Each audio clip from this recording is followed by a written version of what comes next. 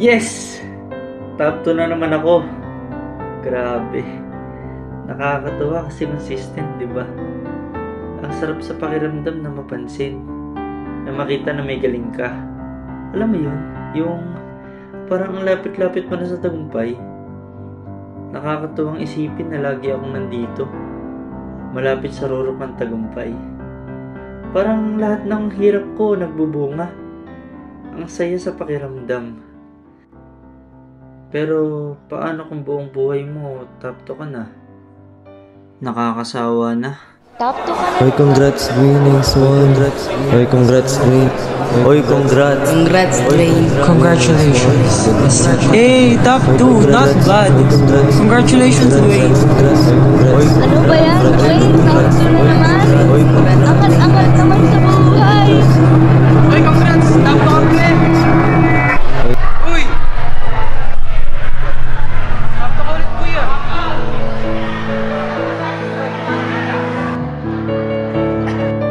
Uy, napansin mo ba si Dwayne? Laki problema nun. Hindi ko nga din alam eh. Bigla siya nag-walk out. Idol, balita ko, top 2 ka na naman ah. Alam mo bang pinag-exam na kami kanina at balita ko bukas yung exam nyo. Kung ako sa'yo, Tol, pag-asa mo na to para mga top 1 lang. Pumili mo to. Yan ang susi sa pagiging top 1. Hindi ka na mapapaya dahil lagi ka nalang top 1. Idol, muna na ako. Sana makatulong.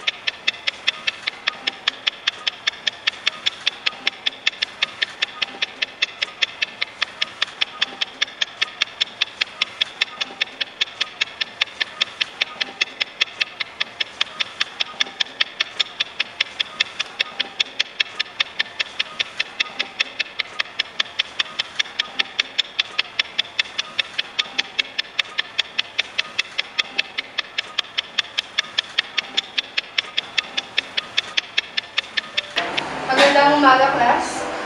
Ngayon ay magkakaroon tayo ng isang pagsusulit. Kumuha ng isang buong papel at ballpen. So, get on and pass.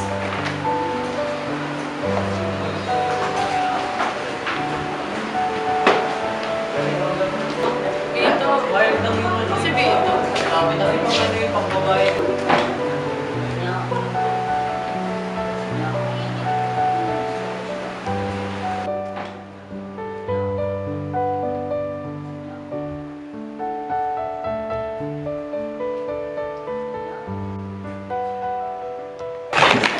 Ano to?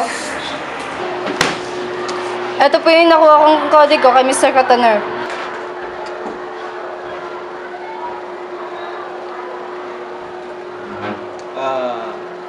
Base sa nakita ko, this is a serious offense, no? Kasama rin sa rules na school na hindi ka lugod-lugod ang pandadaya. Kaya pamanhin, ngunit kailangan namin suspend yung Cheater pala yun si Dwayne. Alam mo ba kung gaano kalaking kahihiyan yan? Oras, pagod, pera. Lahat ibinigay ko. Uy, Takto ka na nga lang buong buhay mo. Pero ano isinutapos ang daya ka? Alam mo ba kung gaano kalaking kahihiyan yan? Hindi mo pa magawa ng tama. Oras, pagod, pera. Lahat ibinigay ko para sa'yo. Top yun, nag-cheat. Top yun,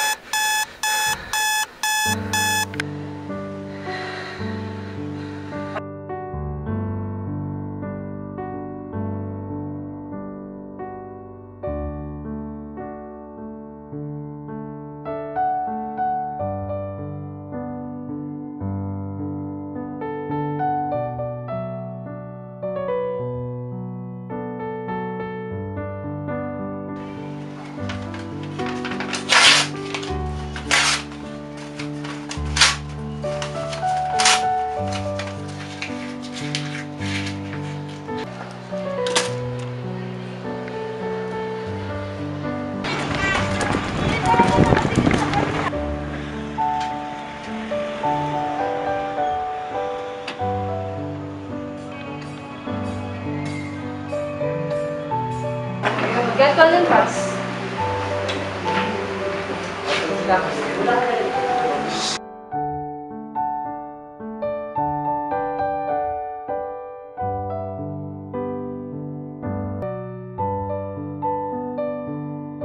Okay, class. Time's up.